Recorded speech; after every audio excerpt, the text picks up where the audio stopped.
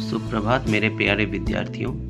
तो आज हम अध्याय 11 क्रिया शुरू करने जा रहे हैं। तो चलिए शुरू करते हैं। यहाँ पे कुछ उदाहरण दिए गए हैं, पहले हम उनको पढ़ते हैं। पानी बह रहा है, तोता उड़ रहा है, बच्चे टीवी देख रहे हैं, माँ स्वेटर बुन रही है, दादाजी सब्जी खरीद रहे हैं, अंकित गाना गा रहा है।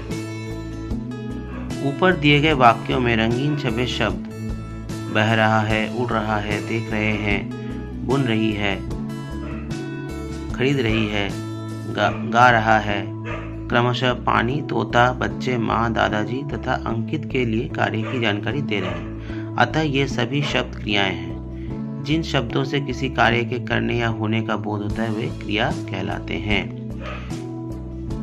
क्रिया शब्दों पर प्रभाव।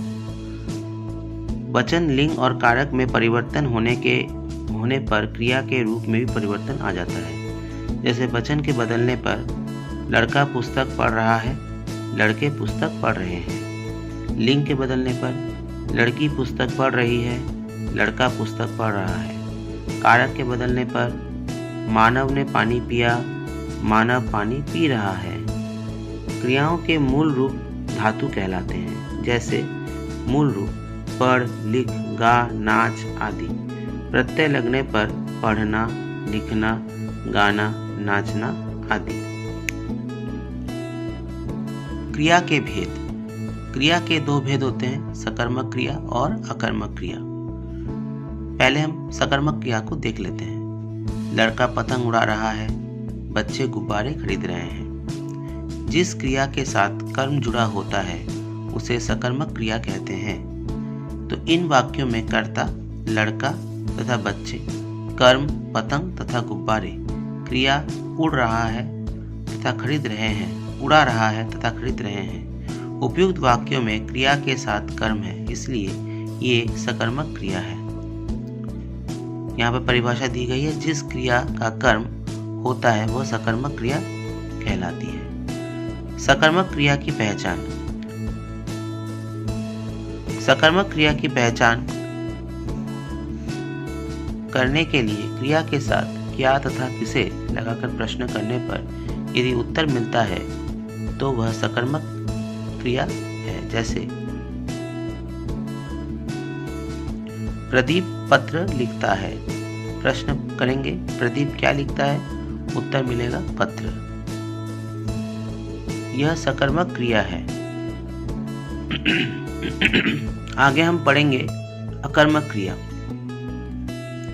जिस क्रिया के साथ कर्म जुड़ा हुआ नहीं होता उसे अकर्मक क्रिया कहते हैं। जैसे उदाहरण देखें, एक लड़की सो रही है, लड़का चल रहा है। इन वाक्यों में कर्ता लड़की, लड़का, कर्म कुछ नहीं, क्रिया सो रही है तथा चल रहा है। उपयुक्त वाक्यों में क्रिया के साथ कर्म नहीं है, इसलिए ये अकर्मक क्रिया है।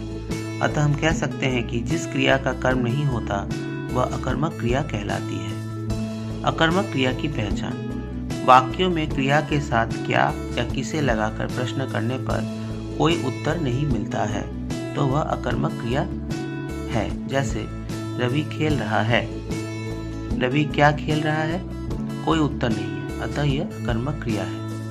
कुछ वाक्यों में दो क्रियाएं भी होती हैं। जैसे मुकेश गाना गाते गाते थक गया। इस वाक्य में दो क्रियाएं हैं। कुछ क्रियाओं के साथ दो कर्म भी आते हैं। इन क्रियाओं को द्विकर्मक क्रिया या दो कर्म वाली क्रिया कहते हैं। जैसे अजय ने अध्यापक को नृत्य दिखाया। इस वाक्य में कर्ता अजय ने, कर्म अध्यापक को, क्रिया नृत्य दिखाया। इस वाक्य में दो कर्म हैं, अतः यह द्विकर्मक क्रिया है। कभी कभी कुछ क्रियाएं कर्म न होने के पश्चात भी सकर्मक क्रिया कहलाती है। जैसे मैं खाता हूँ, जाता हूँ, खाता हूँ और जाता हूँ वाक्य में कर्म की उपस्थिति का संकेत करते हैं। खाता हूँ से कुछ न कुछ खाने का संकेत मिलता है और हैं था तथा थे क्रिया का होना बताते हैं। जैसे गुप्ता जी डॉक्टर हैं। तो बच्चों, इस प्रकार हमने क्रिया पाठ को पढ़ा और समझने का प्रयास किया कि क्रिया के दो भेद होते हैं, सकर्मक क्रिया और अकर्मक क्रिया। उनके भी उदाहरण हमने पढ़े, उनके बारे में भी हमने जाना कि सकर्मक क्रिया कर्म के साथ होती है और अकर्मक क्रिया बिना कर्म के होती है। तो बच्चों, आप लोग घर में इसको अच्छी तरह से अभ्यास करें, बार बार इसको पढ़ें और इन उदाहरणों को अच्छी तरह से समझें और अपनी तरफ से भी कुछ उदाहरण तैयार करें। और अगले दिन हम इसके प्रश्नोत्तर की तरफ जाएंगे। तब तक के लिए सभी स्वस्थ रहें, सुरक्षित रहें। बहुत बहुत धन्यवाद।